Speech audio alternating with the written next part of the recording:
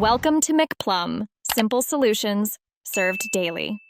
You need only a few essentials: a blank freeform board, a consistent title, and your main frame. Create the board now and name it for the project.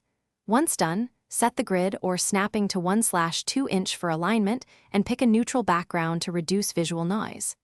Add a primary frame labeled with the date and objective so you always return to the core note area.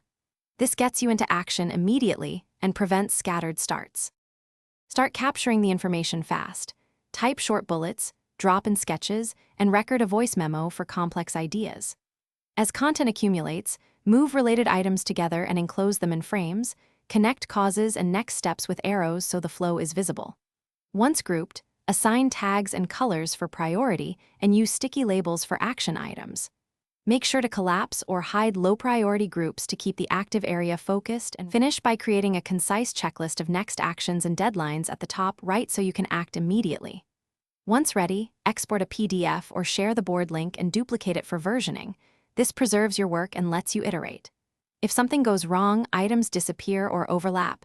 Use the search to find content, then reframe or reorder layers. If syncing stalls, force close and reopen freeform. This resolves most temporary layout glitches. Thanks for watching. Stay juicy and subscribe.